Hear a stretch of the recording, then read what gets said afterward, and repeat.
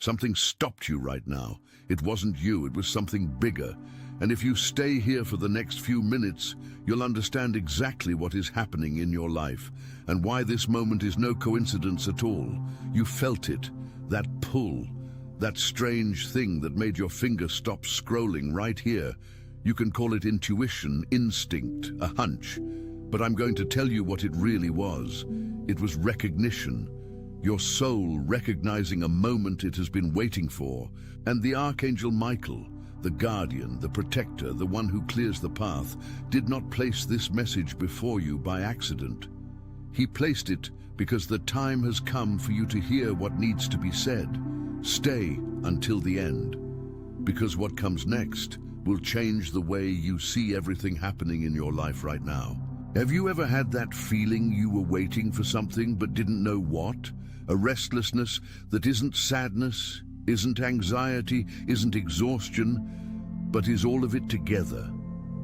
As if a part of you knew you were in the antechamber of something enormous, but the door hadn't opened yet. This has a name. It's called the Eve state. And among so many others, the Apostle Paul went through this before the road to Damascus.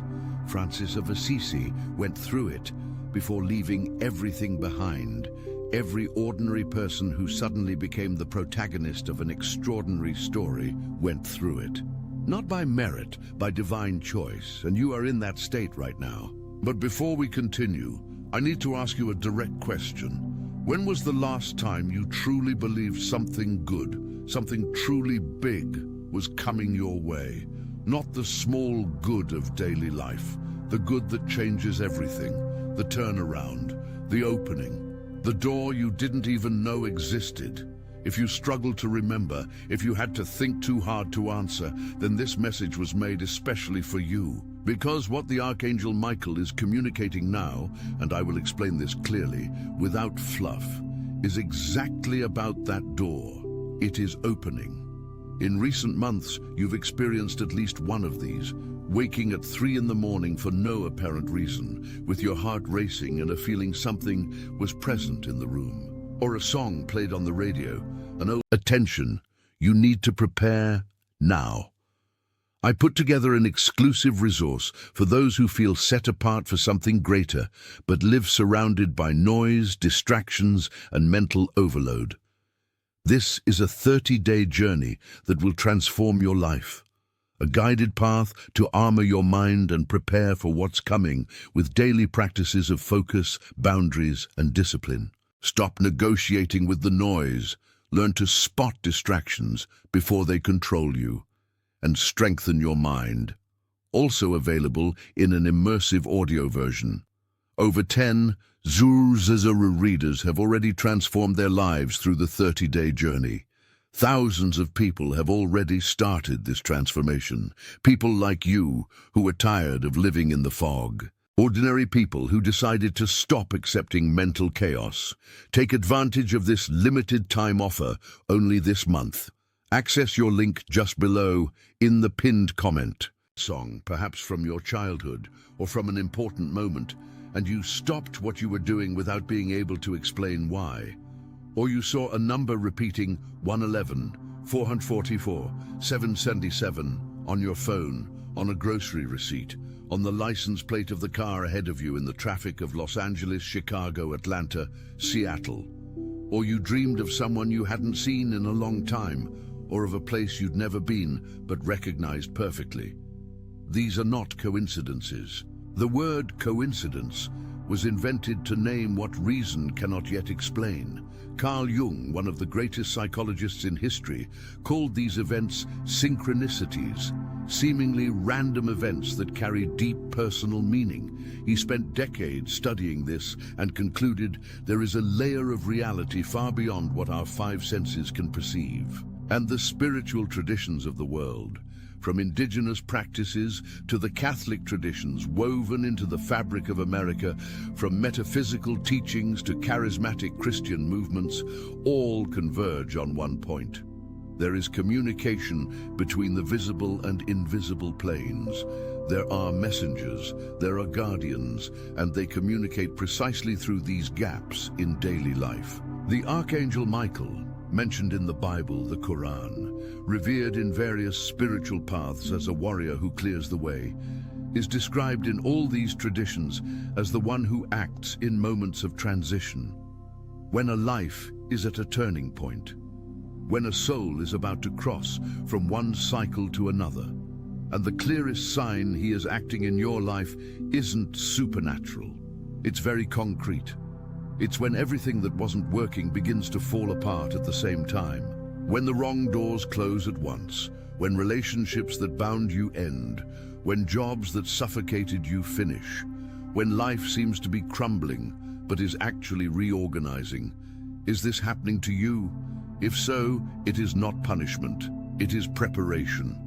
There is a fascinating concept studied by neuroscience called unconscious nocturnal processing. During sleep, especially in deep sleep and REM phases, the brain makes connections it cannot make while awake. It processes repressed emotions, reorganizes memories, establishes patterns the conscious mind hasn't yet identified. In scientific language, it's called memory consolidation and emotional integration. In spiritual language, it's called revelation.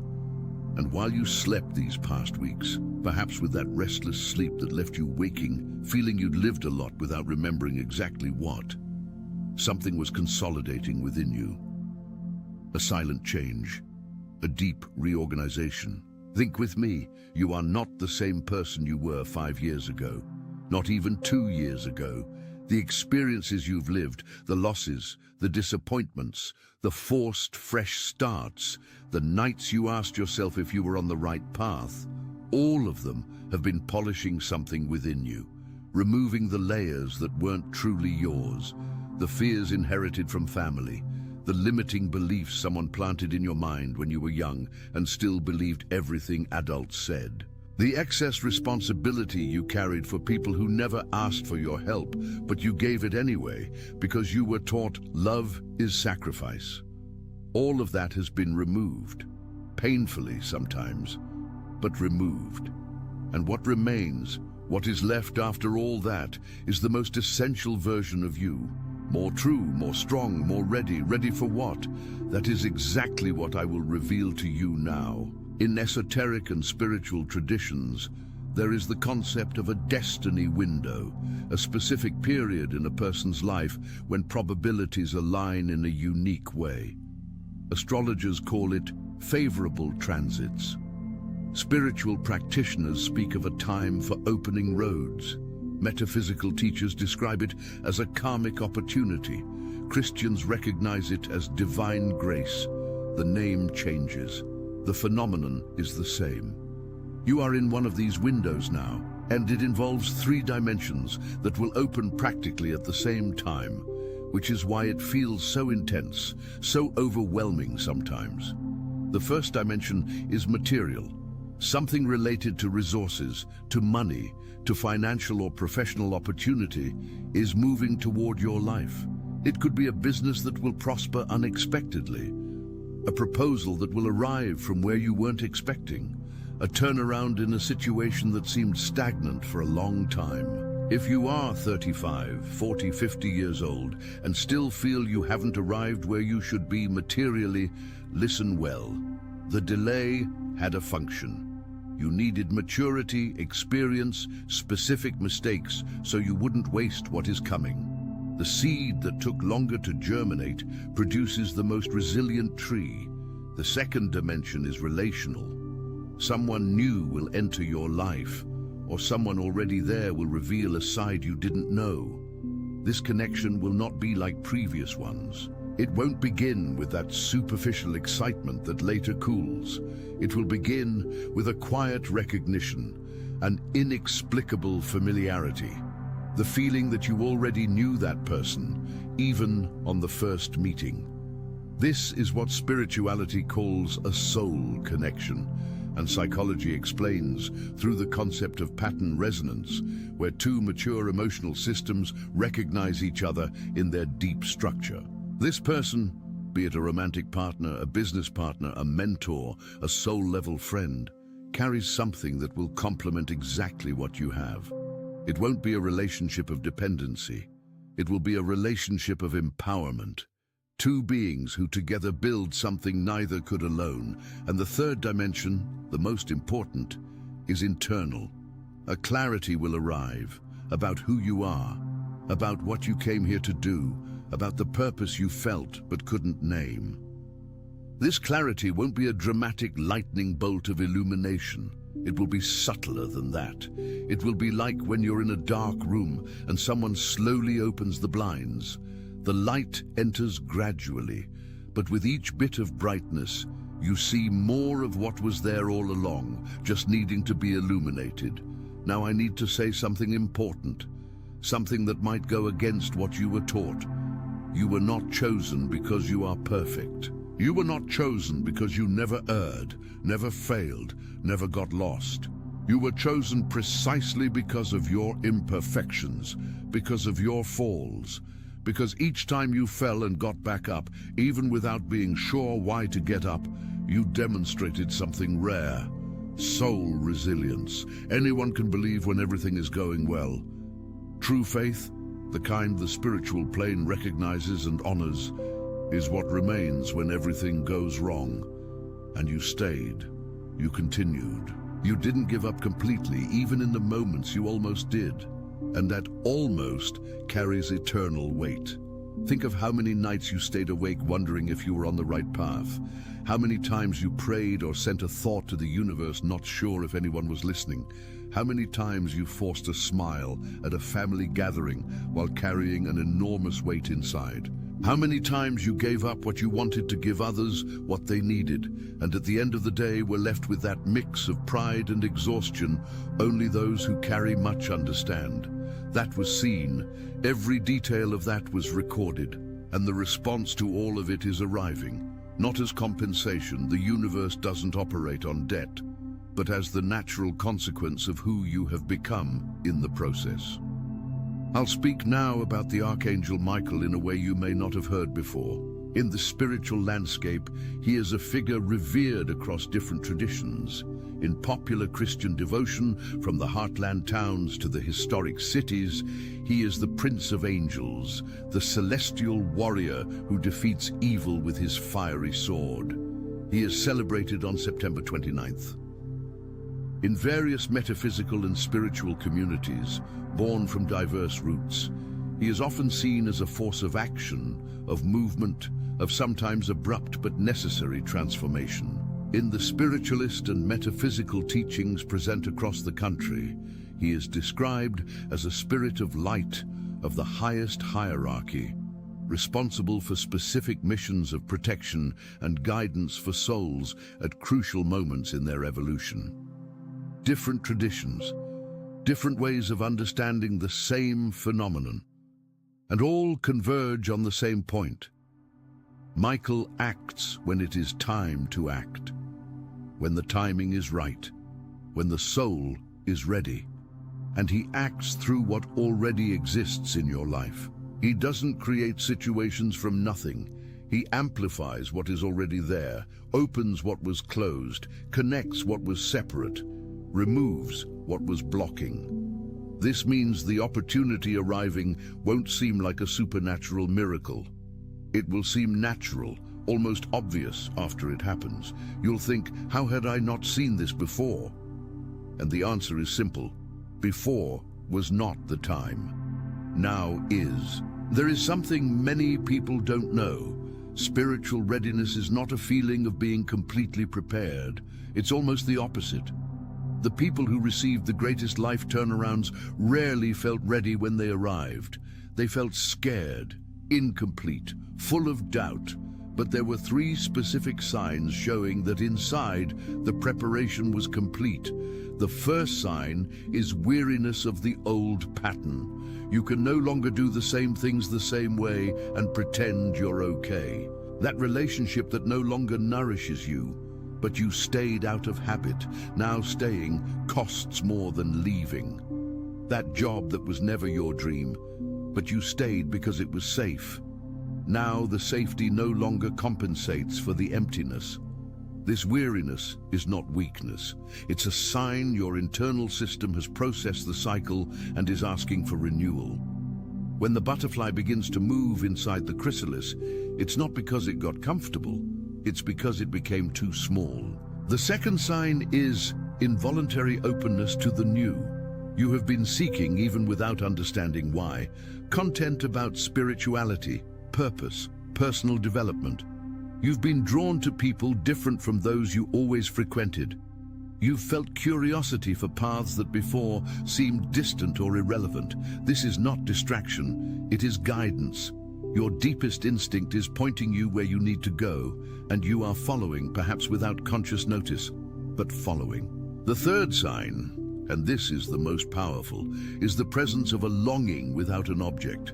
You miss something that hasn't happened yet, a place you haven't been yet, a version of yourself that hasn't arrived yet. This prospective longing, as poets call it, is the call of destiny, echoing back through time. Your soul has already visited the future being built for you and is pulling you back toward it. If you recognized yourself in at least two of these three signs, rest assured you are ready. Even if it doesn't seem so, even if you doubt, you are ready.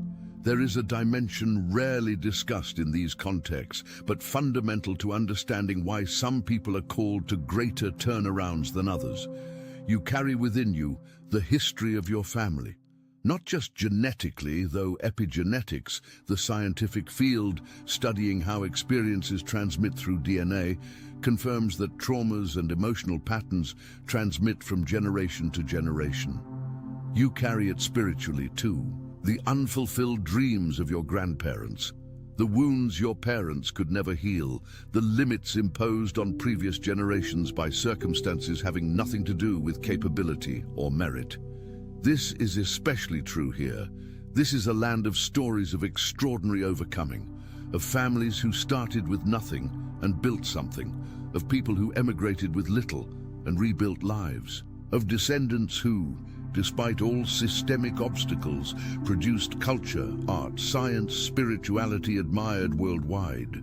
That strength isn't from nothing, it is accumulated, it is transmitted, and when you break a pattern in your life, when you're the first in your family to go to college or start a business or leave an unhealthy relationship or seek therapeutic help or practice spirituality consciously, you are not breaking the pattern just for you. You are breaking it for all who came before and all who will come after. This is what spiritual traditions call a soul mission. It isn't grandiose in a Hollywood sense. It is deeply personal, and it is real. The door opening for you isn't just for you. It is for the entire lineage you represent. And when you say yes to it, you are not being selfish. You are being responsible for something much larger than your individual life. What have you understood so far? That a window is opening, that it involves resources, relationships, and purpose, that you were prepared by everything you've lived, that greater forces are acting in your favor.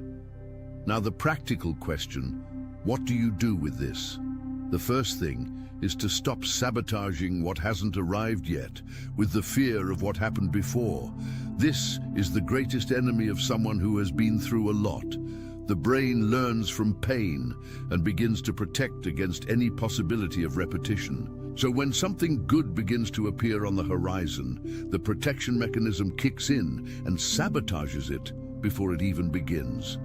You find reasons not to believe, not to get involved, not to take the step. Do you recognize this in yourself? Neuroscience calls this negativity bias. Our brain has a natural tendency to register negative experiences more intensely than positive ones as a survival mechanism. But this mechanism, useful when danger was a predator on the savannah, becomes destructive when the danger is an opportunity for love, prosperity, growth. So the first practical step is to become conscious of this mechanism. Observe when it is operating and make a deliberate choice to act differently. The second thing is to create space for the new. This is literal and figurative. Literal, organize your home, donate what you no longer use, clean your physical spaces. Sounds too simple? Try it. There's a reason cleansing and organizing practices appear in practically all spiritual traditions, from feng shui to space-clearing rituals, from spiritual house cleaning to heart preparation retreats. The external and internal are connected.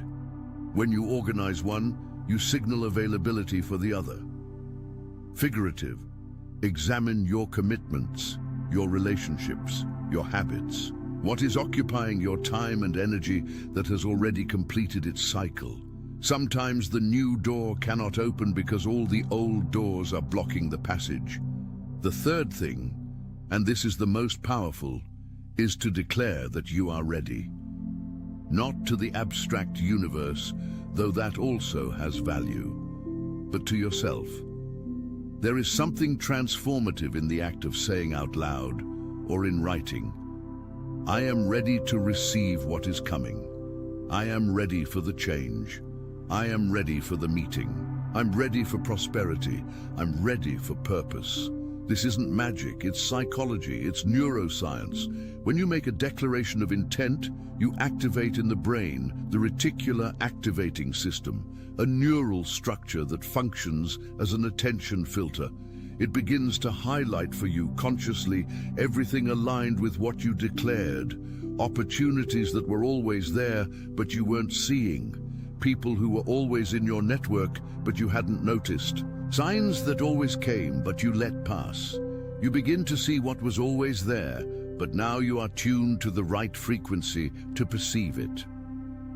I want to speak specifically about this relational connection because I know for many watching this is the part that hurts the most. Perhaps you've been through relationships that cost too much, that left you more exhausted than fulfilled, that made you question if you were worthy of a love that was simple, peaceful, real. Perhaps you've reached the point of deciding it was safer not to want anymore. That loneliness hurt less than disappointment. I understand. And at the same time, I need to tell you, this protection you built, this wall that seems necessary, will need to have a door, not for just anyone, for the right one. And the right person will not arrive trying to tear down your wall. They will appear outside it, calm, not forcing anything, not needing to win you over through anxiety or urgency. And you will feel, you won't be able not to feel, a difference, a familiarity, a calm that isn't indifference, but security. This person exists. They are not a fantasy. And they have been seeking a connection like the one you can offer.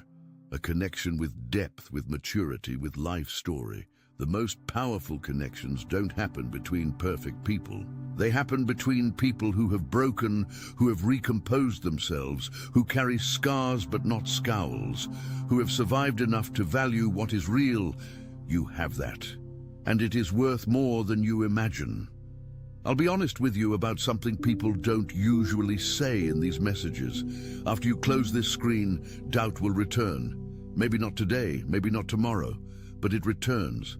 That's how it works. You have a moment of clarity, of recognition, of openness, and then daily life enters. The bill due, the child who is sick, the difficult boss, the impossible traffic, the bad news on TV. And that feeling that something special was moving will seem distant, naive even. When that happens, and it will, I want you to remember one thing. Doubt does not cancel the process. It is part of it. Everyone who has gone through a great life transformation also went through moments of deep doubt along the way. The difference between those who reach the other side and those who quit is not the absence of doubt. It is the decision to continue despite it. There's a simple practice for these moments.